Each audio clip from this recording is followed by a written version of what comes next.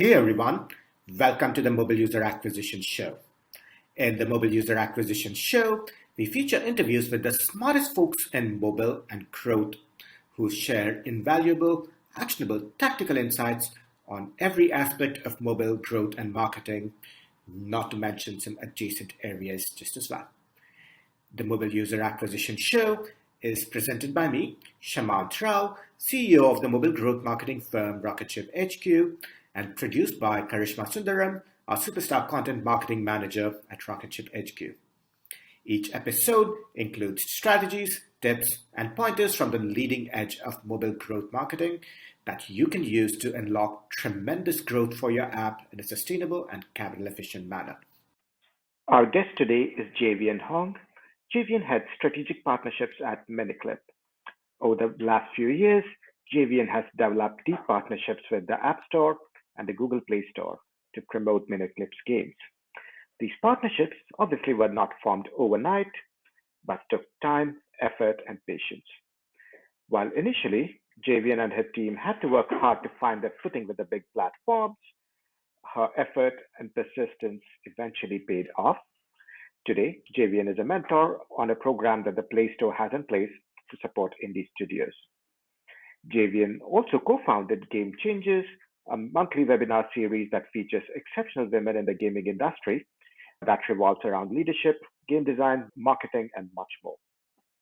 In today's episode, Jayvian recalls the initial years of her partnership with both the App Store and the Google Play Store and shares some strategies for game developers to build these critical relationships with the big platforms, and talks about the kinds of growth that these partnerships can engender above and beyond just featuring and being sources of installs. I'm very excited to welcome Jayvian Hong to the Mobile User Acquisition Show. Jayvian, welcome to the show. Hi, everyone. So glad to be here today. Thank you for having me, Shamant. What a great pleasure to be alongside all the other speakers you have already in the podcast. Certainly, very honored to have you. Of course, we connected about a year and a half ago, project that you run, and we'll have you tell folks about that. But today we're going to talk about something that a lot of folks are curious about, but there seems to be a little bit of a curtain behind this, which is basically maintaining relationships with the big platforms, Apple and Google, which is something you've worked on for a long time, which I think you have very unique expertise on. To start at the beginning, how did you start to develop relationships with the platform? Obviously, everyone starts somewhere, but what would you say was a threshold after which you were able to start working very closely with the platforms and they started to be much more receptive to your communications? Because I imagine that's not always easy in the very beginning.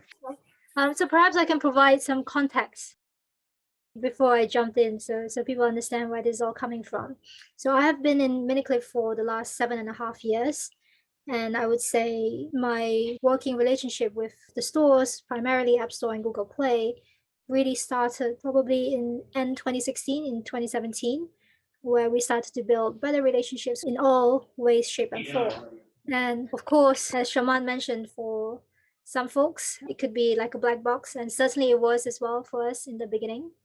And like many others, it wasn't easy for, I guess, any developers to try and get in touch with people. And this happens across the board, not because it's a black box for the platforms, but I think one thing that many people may not be aware of was, as much as the mobile games industry is big today, back in the day, it was still relatively small.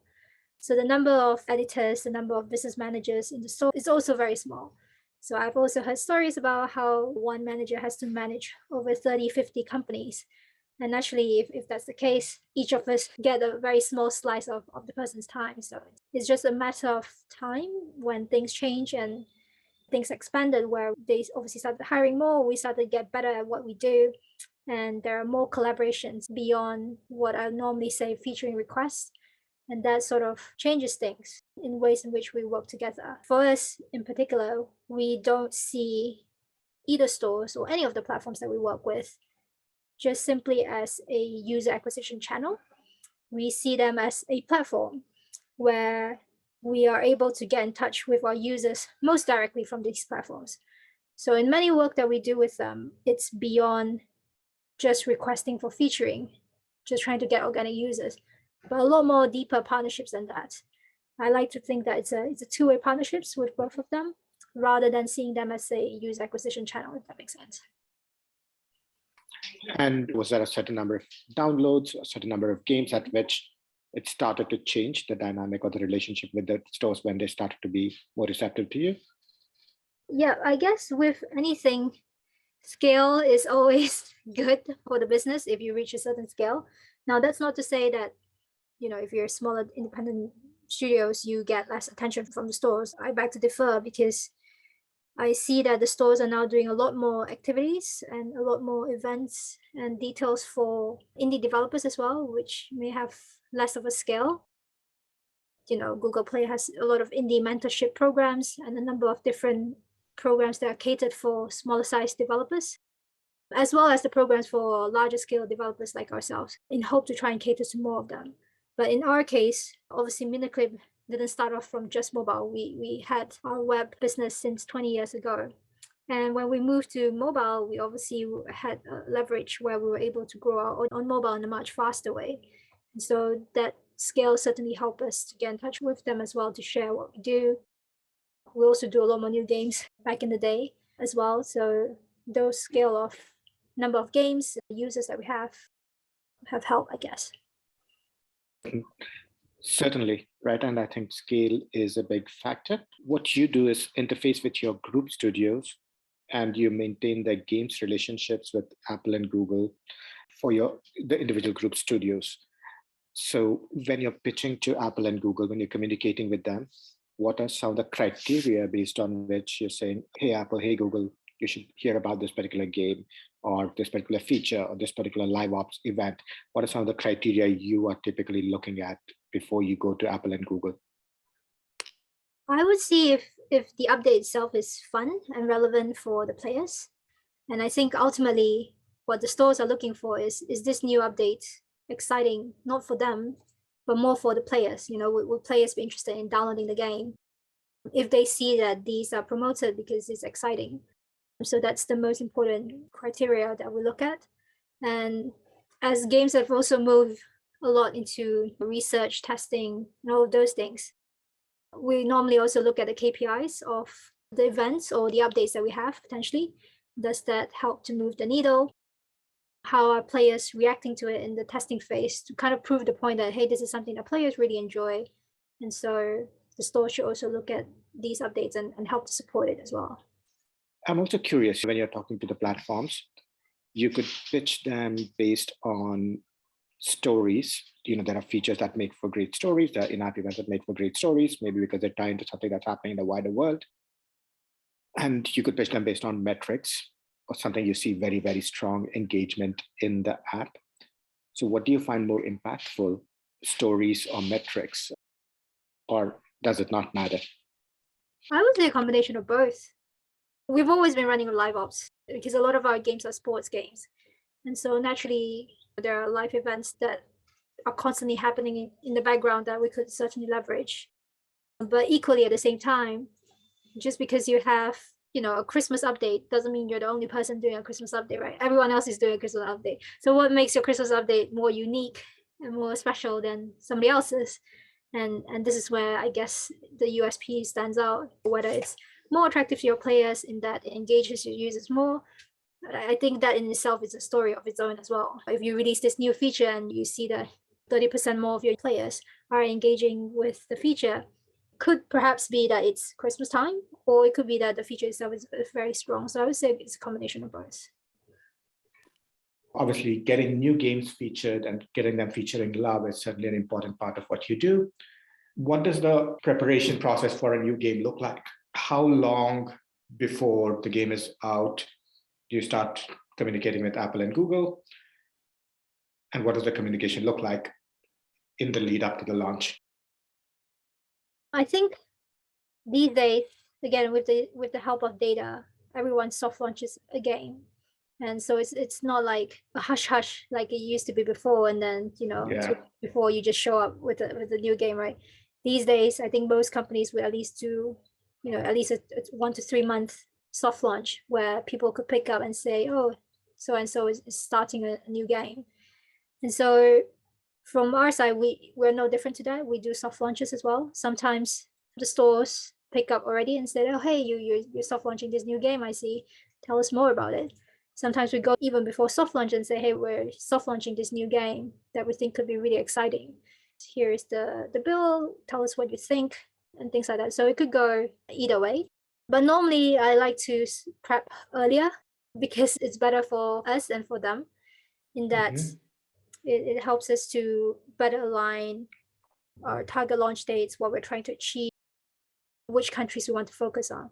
Now, obviously, launch dates could change as well. Nothing is carved in stone until it's ready to go out. I guess I'm cautioned there. You don't want to plan too early in advance because you don't want to say, "Hey, sorry, I have these changes that I can't launch it in time now," and then that will be another nightmare. So I think it's a balance between doing that and also being aware of when could be a suitable time. From our end, we try and do it as early as we can, 1 to 3 months. It depends on the game. Sure. So you want to launch early enough that the platforms have a heads up, but also so that you give them enough of a concrete timeline on when this is going to happen so they can plan accordingly, right? Because they have a calendar, they can put it into their calendars as well. My biggest nightmare would be apologizing to people and say, "Oh, sorry, no, this launch can't happen this Friday because something's gonna happen," right? that would be my biggest nightmare. There's 50 people who have planned that launch. Yeah. Speaking of featuring, right? The rankings are not as prominent or powerful as they used to be. I mean, I know of times when being featured would give you 100 to 500,000 installs a day. That's just not happening now with the way the App Store has been redesigned in the last couple of years.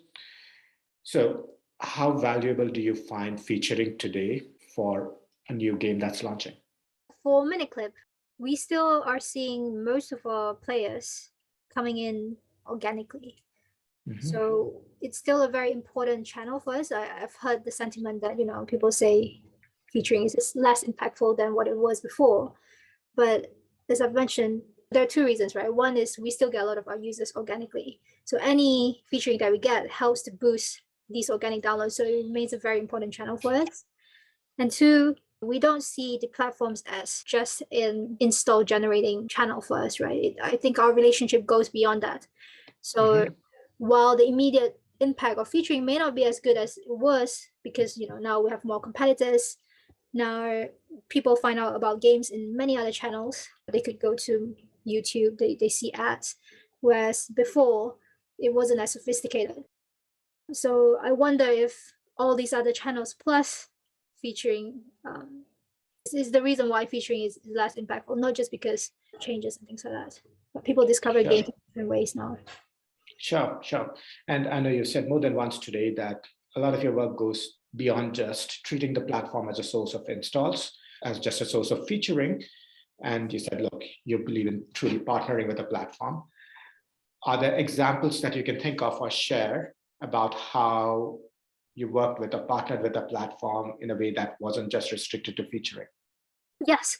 Google Play, for example, we really started working with in, I would say, 2017. Now it's easy for people to say India is one of the biggest gaming markets in the world. But back in 2017, we were one of the first pioneers who identified that India was one of the countries that we really want to focus on. And when I say we really want to focus on, means we're already planning for games exclusively for Indian players, content for Indian players, pricing targeting Indian players, as well as new content, new mode for Indian players. Now, at the time when we first started doing this, I think it was also at the time where Google Play noticed that India was becoming one of their biggest markets. And so there was a lot of conversations and opportunities for us to start working together to explore and expand India as a new territory. And this obviously goes beyond featuring because there's a lot of experiments that we ran, whether it's around pricing, whether it's around new modes, content, players' behavior, which we then share with Play. And equally, they also do their own research, right? Like payment channels, availability in India, offline marketing, which we would never have done ourselves. So partnerships with influencers and things like that, which we haven't thought about ourselves. They provide those kind of support. So these projects then grow from strength to strength because all of these experiments take time, as you can imagine. And there's a lot of tweaks that go into what's the best pricing, how do people do things. And I guess that really opens up the conversation for a lot more deeper integration, because what better tool can you use to run experiments than Able Pool, which have millions of players in India alone? Yeah, right. In 2017, and I would argue for many game developers today, India isn't necessarily considered a huge market. So it sounds like working with Google just opened up this, what looked like a completely untapped market for you guys, and which I imagine can be huge just given the population size. It's crazy, and I don't think a lot of people would expect that to come out of a partnership with a platform, but clearly you guys made that work. That's impressive. India is one territory as well. We were able to replicate this across multiple different territories like Brazil, MENA, with both Apple and Google Play, all of these expansions, which is why I said these partnerships are very important for us, because there are things and data that obviously we don't have access to, where they are able to tell us and guide us as to, here are the things that you could do better in these markets to sell this better. And I think those information are very valuable to us as well. Yeah, it's not just, hey, open all of this in India, but it's also like, look, if you succeed in India, the same playbook can work in Brazil, same playbook can work in other geos, right? So that's a virtuous cycle that starts to build up. Correct. And also featuring gets you one wave of players, right? But I think what's more important is how do you retain those players after they're brought into, right? You can have, featuring and get 1 million downloads, but what happens if nobody stays in the game after they come? I think those information, how to get better in long-term retention, monetization, are also valuable insights that we get from them as well. Yeah, and Google, I know, certainly has much more of a focus on retention and engagement. More so, at least it's my understanding that Google has more of a focus than Apple. So certainly if they are helping you tap certain geos, they're doing it with an eye on retention and engagement, not just installs and downloads and visibility. So I think that makes a lot of sense too. I know you said, look, it's not necessarily just dependent on scale, these relationships, right? So when app developers are pitching the platforms, either for featuring or for partnerships, what are some of the common mistakes that app developers make? And these could be your internal studios or other developers that you've seen trying to pitch. I would say probably not highlighting what's so special about the game. I think as developers, we all think what we make is the best, right? Like I bake, so I always think my cake is the best. And I think by not telling them what is so special or unique about your game probably puts you at the back. Really what people want to find out is what's so special about your game that players will want to download and try it, right? So I would say try and share more about what makes your game so unique, why does it stand out. Maybe the graphic is really amazing. Maybe your players have already given you really positive feedback about it. Maybe you're seeing it from your data, or maybe it's a hunch. I don't know. There must be some reasons why you believe this particular game or update is better than the rest, right?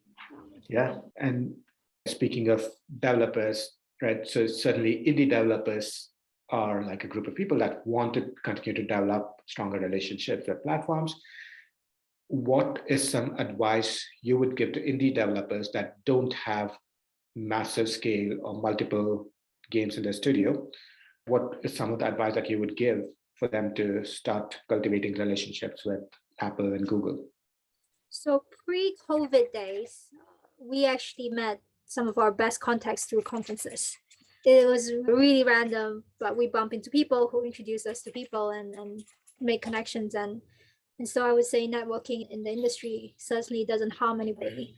If you have friends who can make introductions, that's certainly good. I think specifically for indie developers, as I've mentioned earlier, I think the App Store and Google Play are now putting a lot more emphasis in trying to support these developers. I'm fortunate enough to participate in one of the mentorship programs that Google Play is running now, where there's a lot of insight sharing and networking opportunities that they're providing to indie developers. And App Store, on the other hand, as far as I understand, is opening up, right? Before, people used to think they are a black box that nobody knows what's going on behind the scenes. But I think they're also opening up to become more interested in learning about developers, what we do, how they can better support us. So I think it's much easier today than it was to try and get to learn about them. LinkedIn is always a good place to start if you don't have any contacts in the industry so far. I do know folks, indie developers, who've done cold outreach on LinkedIn and gotten responses. Again, I don't have first-hand experience, but certainly I know it's possible. It's hard, at least that's been my impression, just from talking to a lot of people, but certainly it is a process. Yes, I think the beginning is always hard for everyone, because also it depends on what you say, right? When you cold call and reach out, and do you explain who you are? Do you share what's so exciting about your games? Do you tell people why they should pay attention on you? Right, and that initial message is critical, and you pointed out some of the elements that do need to be there, right? And I think you also alluded to the fact that in the beginning it was not as easy for you guys. It was a process for you guys to work your way up a lot of these relationships as well. Jayvian, this has been incredibly instructive.